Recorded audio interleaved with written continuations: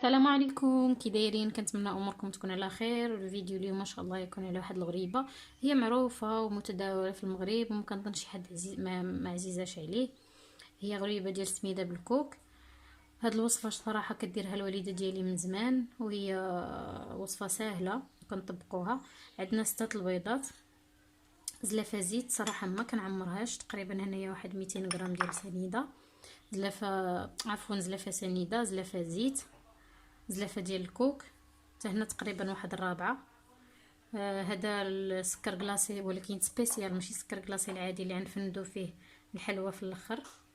عندنا قبيصه الملحه، 2 ساشيات ديال الخميره، 2 حامضات محكوكين، ومعلقه كبيره ديال العسل، واكيد الماء ديال الزهر اللي غنديروا فيه الحلوى في الاخر ملي توجد لينا. دابا غنبداو الطريقه على بركه الله.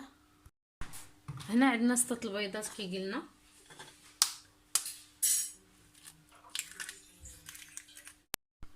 من بعد ما درنا 6 البيضات غنديروا ديك السنيده اللي عندنا، قلنا تقريبا 200 غرام.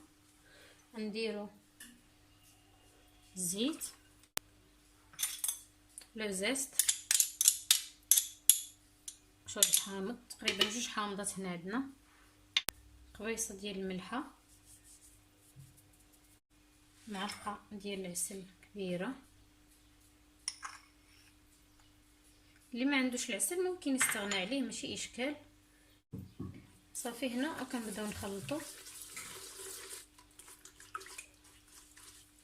حتى كي يولي لينا الخليط متجانس، وعاد تنزيدوا الكوك.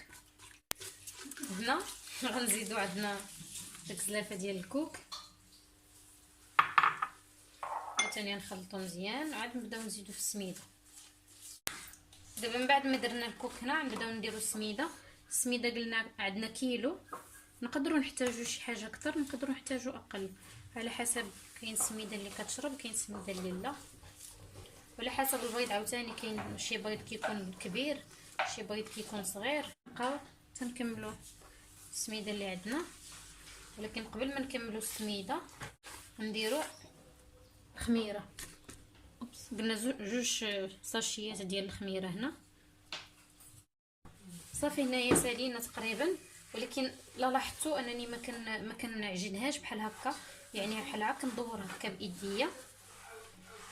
شوفوا هنا الكيلو ديال السميده شاط ليا منه، ما درتوش كله، كنظن بركه عليها. من فوا تبدا تجمع ليا بحال هكا صافي كتكون مزيانه. اصلا هي ما حدنا كنخدموا فيها، ما حد داك السميده كتشرب. دابا هنا غنبداو نشكلوا كويرات ونديروهم في مزهر، ومن بعد في السكر كلاصي سبيسيال. هنا من بعد ما تشكلت لينا نبداو نشكلوا كويرات، ناخذوا الخضر اللي بغينا بحال هكا. ديما تبصيل الزيت حدانا كندهنوا به يدينا باش ما تلصقش، وكنبداو تبصيل المزهر، سكر كلاصي سبيسيال. صافي اللي بغى يفندها كامله يفندها، اللي ما بغاش بحال هكا كافيه. هاد السكر كلاصي سبيسيال ما تيكونش حلو بزاف. صافي وتنحطوها في الطاوله اللي ندخلوا الفران تنبقاو هكا حتى كنكملوا الكميه اللي عندنا.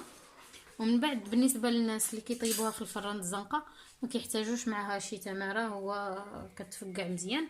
ولكن بالنسبه للناس اللي كيطيبوها في الدار، من الاحسن العافيه تكون فوق منها، يعني يشعلوا عليها العافيه تكون فوق منها حتى كطيب من الفوق، عاد كيطلعوها طيب من التحت هكا عاد تخرج لينا مزيانه بحال الشكل اللي كطيب لينا في الزنقه. ولكن انا اغلبيه غريبات كنفضل انني نصيفطهم الفران ديال الزنقه. غنبقاو هكا كي قلنا نكملوا الحلوه اللي عندنا، العجينه اللي عندنا، ومن بعد نرجعوا منين طيب. من بعد ما كطيب لينا كنخرجوها، كتجينا في هذا الشكل.